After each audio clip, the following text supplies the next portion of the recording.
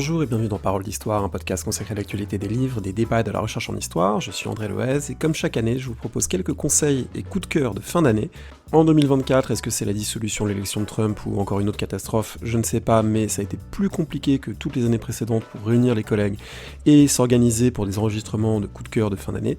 Du coup, je vous propose tout de suite des conseils en histoire médiévale et si possible, on en aura d'autres en histoire antique, peut-être en histoire moderne. En tout cas, très bonne fête, merci de votre écoute et rendez-vous à la prochaine émission. Pour parler de coup de cœur en histoire médiévale de l'année 2024, j'ai le grand plaisir d'être avec Florian Besson. Bonjour. Bonjour. Alors Florian, on ne vous présente presque plus puisque vous animez le compte et le blog Actuel Moyen Âge, très suivi et très très riche. Vous êtes évidemment docteur en histoire médiévale, spécialiste notamment de la féodalité en Terre Sainte des États croisés, et vous suivez évidemment de près l'actualité des parutions en histoire médiévale. Et cette année, il y a eu de beaux livres, encore une fois, dont un livre qui nous emmène avec de très belles images sur les terres du Nord. Oui, le premier livre que je partage cette année, c'est l'ouvrage de Lucie Malbos, qui est maîtresse de conférences à Poitiers, un ouvrage qui s'appelle Les peuples du Nord, donc publié dans cette très belle collection d'histoire ancienne chez Belin, effectivement, toujours aussi richement illustré, avec des magnifiques cartes, des très beaux zooms sur les objets.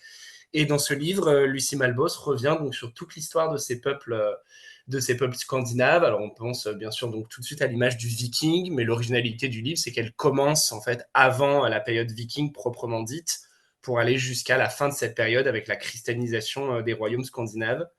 Et c'est un magnifique ouvrage, très riche, mais aussi vraiment écrit dans un souci de vulgarisation, donc accessible à tous et toutes. Oui, avec évidemment une grande place aux données archéologiques, puisque comme on sait, les populations scandinaves, le rapport à l'écrit, il existe via les runes, mais c'est vrai que les textes narratifs, poétiques sont plutôt plus tardifs, sont plutôt du Moyen Âge central, et du coup, les premiers siècles sont plus compliqués à documenter de cette façon-là. Donc, il y a évidemment une grande part aux dimensions archéologiques et aux objets qui en sont issus.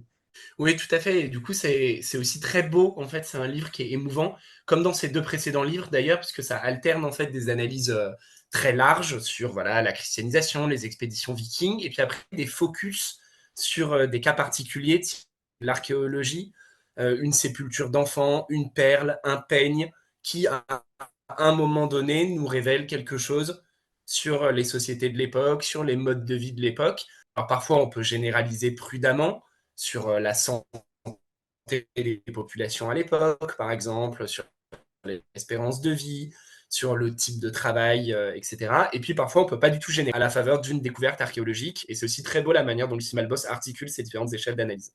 Alors, il y a un autre beau livre qui est dans votre ode de Noël, beau livre si on peut dire, parce que c'est pas du tout sa seule dimension, mais c'est vrai que c'est souvent le cas pour les catalogues d'exposition, c'est des livres très intéressants et aussi très beaux à regarder, et c'est l'exposition qui s'est tenue à Toulouse sur les cathares. Oui, tout à fait. Donc le catalogue s'appelle Qatar avec un point d'exclamation Toulouse dans la croisade, donc sous la direction de Laure Barthé et Laurent Massé, qui étaient également du coup les commissaires de cette très très belle exposition du musée Saint-Sernin de Toulouse. Alors c'est vraiment un très beau livre et un très gros livre. Il doit faire 3 ou 4 kilos, donc effectivement il remplit bien la hotte du Père Noël. Mais l'exposition était vraiment superbe, très intelligente et le catalogue est très ambitieux. Il cherche vraiment en fait à couvrir à peu près tout ce qu'on sait, tout ce qu'on dit aujourd'hui des Qatars, sachant donc que c'est une historiographie qui s'est beaucoup renouvelée en fait depuis 10, 15, 20 ans à la faveur de travaux de médiévistes qui ont complètement repensé cette hérésie, ce qu'on en savait, ce qu'on pouvait en savoir. Et là aussi, on va retrouver toujours cette articulation en fait, qui est assez caractéristique de la médiévistique contemporaine entre des sources écrites et de l'archéologie, avec des fouilles, alors évidemment dans ce qu'on appelle les châteaux cathares, mais aussi des fouilles dans la ville de Toulouse voilà, de la fin 12e, début 13e siècle, pour savoir un peu à nouveau qu'est-ce que c'était que ces sociétés qui ont été touchées par la croisade contre les Albigeois. Avec évidemment en filigrane les débats historiographiques extraordinairement intenses et intéressants sur la notion même de catharisme et les définitions qu'on peut en donner, puisque, pour résumer, on est passé d'une vision très binaire, il y a des cathares, ils étaient opposés au christianisme officiel, à une vision beaucoup plus nuancée, où on montre à quel point le christianisme et l'Église ont produit la notion même de cathare. Oui, c'est ça, c'est dans la lignée des travaux de Monique Zerner à la fin des années 90 qui parle d'une invention de l'hérésie. Effectivement, qui montre bien en fait que l'Église catholique, elle a inventé l'hérésie. Alors, inventer, ça ne veut pas dire qu'il n'y avait pas des vrais gens qui ont adhéré à ces foi. Ça veut dire qu'en fait, la cohérence doctrinale de ces croyances hétérodoxe, elle a été largement inventée par l'Église, qui se construit en fait un espèce de reflet inversé en imaginant une église cathare. Il y a même certains auteurs catholiques qui vont parler d'un pape cathare pour en fait projeter sur ces populations une cohérence qu'en fait elles n'avaient pas du tout. Donc en fait, il n'y avait pas effectivement de clergé alternatif cathare. Et l'une des grandes richesses de l'exposition et donc du catalogue, c'est cette capacité à présenter des vrais débats historiographiques, parce que autant il y a des cas qui font un peu consensus maintenant, notamment donc cette idée d'une invention de l'hérésie, autant il y a des débats encore, notamment sur certaines chartes, sur certains textes, où en fait on ne sait pas s'ils ont été produits par des clercs catholiques fantasmant l'Église cathare, et donc reflétant dans ces textes leur approche différente de la religion. Et du coup, en fait, le catalogue ne tranche pas et donne la parole à des historiens et des historiennes des deux camps qui exposent leurs arguments, ce qui permet aussi du coup aux lecteurs et aux lectrices de se faire leur avis. Volumineux catalogue, on va passer à quelque chose qui est beaucoup plus réduit en taille et beaucoup plus ponctuel et localisé que le phénomène cathare et le phénomène de l'hérésie, puisque c'est un unique manuscrit médiéval, très original, quelques centaines, milliers de vers, qui a fait l'objet d'une édition, traduction totalement renouvelée par deux collègues, et qui présente un intérêt, enfin qui est d'une extrême originalité, c'est Les Monstres des Hommes. Alors, c'est un texte fascinant, édité et traduit par Maud Pérez-Simon et Pierre-Olivier Dittmar, publié il y a quelques semaines chez Honoré Champion. Donc, Les Monstres des Hommes, évidemment, c'est le titre que les collègues choisissent de donner à ce manuscrit. Comme la plupart des manuscrits médiévaux, il n'a pas de titre au sens contemporain, pas plus 5, peut-être par un ermite de Saint-Augustin. Dans leur introduction très érudite, les collègues essayent de mener l'enquête un peu pour savoir ce qu'on peut savoir de cet auteur. Et c'est un texte vraiment assez fou, en fait, assez original, d'une part par la forme, il y a une vraie invention langagère, une inventivité sur les mots, un jeu sur les sonorités en permanence, ce qui d'ailleurs en a fait un véritable casse-tête à traduire. Et puis c'est surtout sur le fond, parce que en fait on retrouve une lecture très féroce, une satire sociale et politique, vraiment au vitriol de la société de son époque, sous couvert de présenter les monstres d'Orient, ce qui est assez classique à l'époque. On a plein de récits de voyage et de catalogues de monstres avec les cyclopes, les hommes à tête de chien, etc. Et en fait, sous couvert de parler de cet Orient monstrueux, l'auteur parle en fait des défauts des Occidentaux, et notamment des nobles trop avides de pouvoir, des prélats corrompus par l'argent, etc.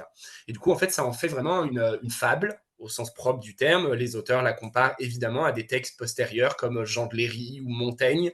Le passage par l'altérité permet en fait de réfléchir à soi-même, quoi, à tout ce qui ne va pas dans le monde de cette époque. Et donc, c'est un texte très drôle, très engagé, très original, voilà, très agréable à lire, puisqu'évidemment, du coup, il est présenté en bilingue, donc on peut lire uniquement la partie en français moderne. C'est un texte assez court, les auteurs présentent les enluminures de l'époque, et là aussi, il y a tout un jeu avec le texte et l'image.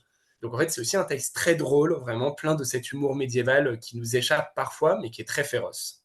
Oui, on peut dire que sur la forme, c'est vraiment intéressant parce que si, parmi les gens qui nous écoutent, il y en a qui n'ont jamais vu, à quoi ressemble un manuscrit médiéval et qui n'ont jamais lu d'ancien français en particulier, ça peut être très, très sympa, de s'offrir ou d'offrir ça pour, vraiment avoir côte à côte, la traduction en français moderne et puis le texte, tel qu'il était dans ce manuscrit et du coup saisir, à la fois tout l'écart qu'il y a avec cette société et puis, la façon dont on peut la retrouver donc voilà, je pense comme 1re entrée dans le monde de l'écrit médiéval, ça peut être, quelque chose d'assez stimulant. Pour terminer ces conseils, un ouvrage sur un lieu et sur un état, finalement relativement méconnu, de l'histoire médiévale, vous nous emmenez en Méditerranée avec Un royaume dans la mer. Alors, le dernier ouvrage, effectivement, que je souhaite présenter s'intitule Un royaume dans la mer, l'archipel corso-sarde du XIIIe au XVe siècle. Il est écrit donc, par l'historienne médiéviste Vanina Marquis van Coe-Valert et il est sorti chez Classique Garnier. C'est un livre plus classique, un vrai livre de médiéviste qui retrace l'histoire de ces deux îles et qui est en fait extrêmement intéressant parce que qu'est-ce qu'on sait de l'histoire de la Corse et de la Sardaigne au Moyen-Âge? En fait, rien. On peut aller très vite. Voilà. Même moi, historien médiéviste, travaillant sur la Méditerranée, l'histoire des îles, c'est vraiment des trous noirs où en fait on sait à peu près rien. On sait vaguement leur rattachement géopolitique, donc on sait à peu près à quel moment la Corse passe de la domination génoise à la domination catalane, ce genre de choses. Mais qu'est-ce qui se passe à l'intérieur de l'île? Quelles sont les structures sociales des populations qui y vivent? Comment est-ce que ces populations elles composent avec les différentes puissances qui essayent de s'approprier les îles? comment est-ce qu'on y vit, comment est-ce qu'on y commerce. En fait, voilà, à part en plongeant dans ce livre, on n'en sait pas grand-chose. Et donc justement, c'est toute l'originalité de ce livre, à partir d'un énorme travail dans les archives corso-sardes, qui sont des archives donc énormes, très peu exploitées encore, ce qui permet aussi de dire qu'il y a encore plein de choses à écrire en histoire médiévale, contrairement à l'idée qu'on pourrait avoir que ça y est, on a fait le tour. En fait, pas du tout. Il y a des dépôts d'archives immenses qui n'attendent que ça. Et du coup, là, vraiment, l'historienne réussit vraiment brillamment en fait à nous montrer toute l'histoire de cette île, à nous montrer la connexion entre ces îles.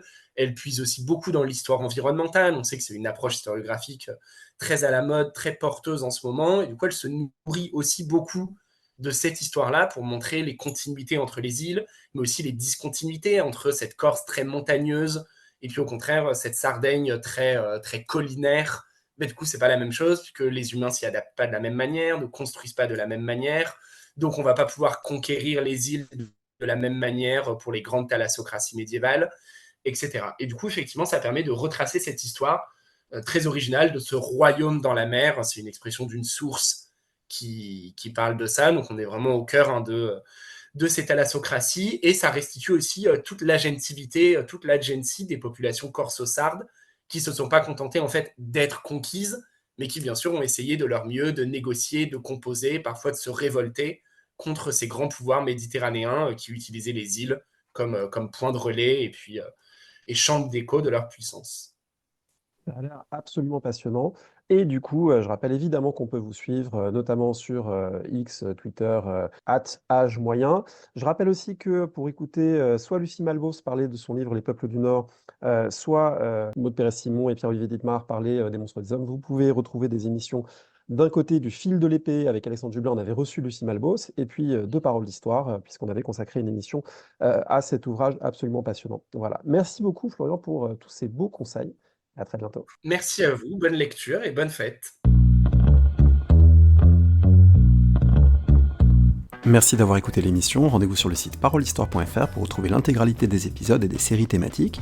Rendez-vous également une semaine sur deux le vendredi avec Alexandre Jublin sur le fil du collimateur pour le podcast d'histoire de la guerre et des conflits armés, Le fil de l'épée.